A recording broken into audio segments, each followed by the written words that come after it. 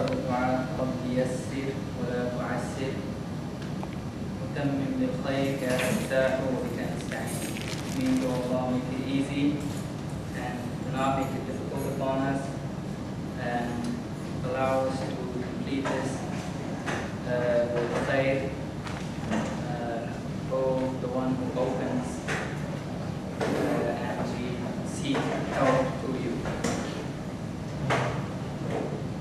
We're going to start the study of Arabic grammar, divided into two main branches called as-sarf and nahu. Most of the time we'll be writing the al with the words, which is the equivalent of the in English. So as-sarf and nahu, so make it easy for some of you, are two main branches of the Arabic grammar.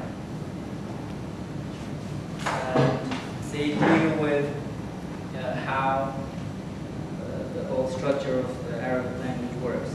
Now the difference between the two is that as-sarf deals with the words, how the words are made, how the words are derived. And an approximate meaning of as-sarf is morphology.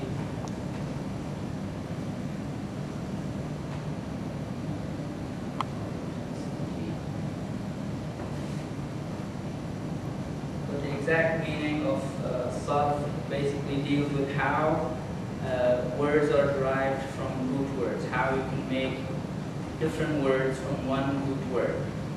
That's what as-sarf deals with.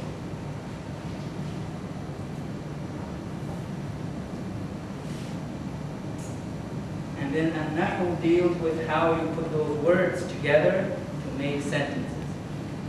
So in other words, as-sarf deals with words and an-nahu deals with sentences. Or at least combinations of words.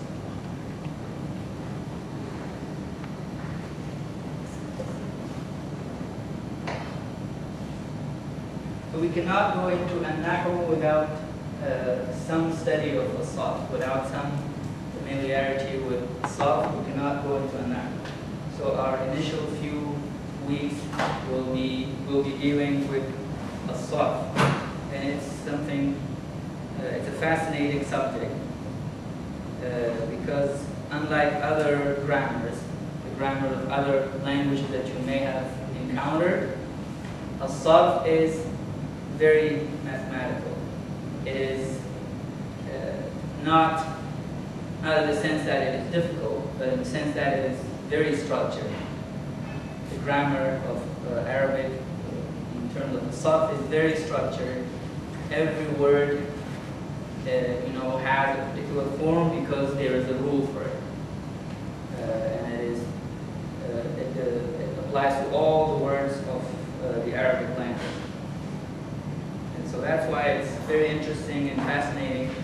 Once you start learning it, you become very interested and you want to learn more. And it's very easy once you get the basics. It becomes very easy to really increase your vocabulary. If you know one word, if you don't know as-sarf, then that's the only word you know. But if you know the rules of as-sarf, then from that one word, you can make many, many other words. If I give you a small example, if someone knows the root word ayn, lam, and mim,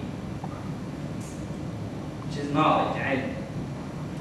If you know this word, this root word, and you don't know as-sarf, most likely that's the only word you're going to ever know. Move the... No, just go, stand right there. You don't need to move? No. Just freeze myself here.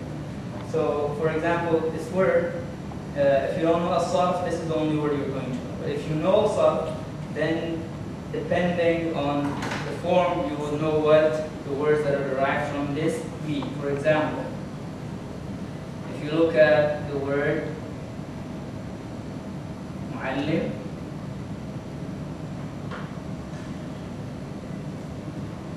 it's derived from علم. Another word would be تعلم.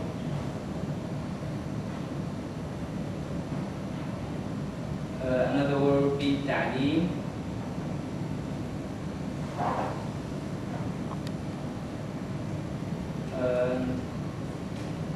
What would be some other words that are derived from Ain, Lam, Mim? Alim, the person who has Ain. متعلم. متعلم.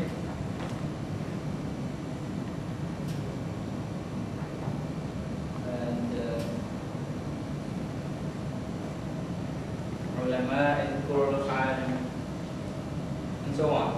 So this is all as-sarf. If you know something, you know exactly why this has this form, why this has this form, why this word has this form, and so on. So not only does it help you in understanding the grammar itself, but also helps increase your vocabulary. And it's very important to know as-sarf.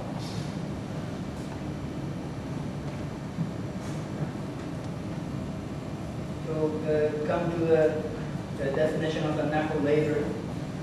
For now, we'll forget about an-nahu and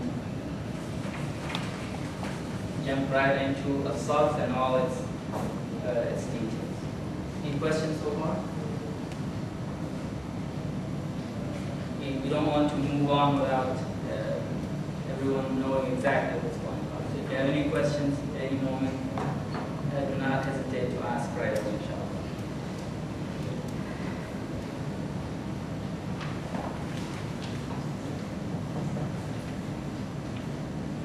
Alright, so if there are no questions, then we'll move on. Usually when they start science, Islamic or Arabic science, they start with a few things before they start the actual subject matter. The first thing they start with is the definition. So we'll define as-sarf, and then we will also talk about its subject matter and its goal and its benefit. So the definition of as-sarf is, it is a science that deals with the derivation of words.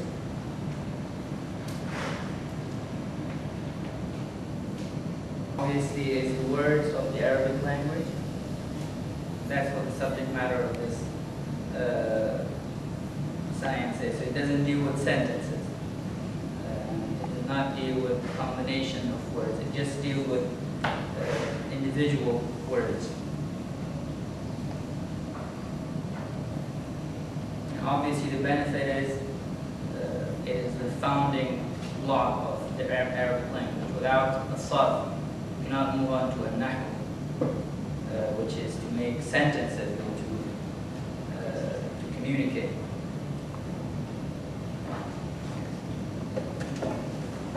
And as-sarf is the science itself has always existed with the Arabic language, but it wasn't formally compiled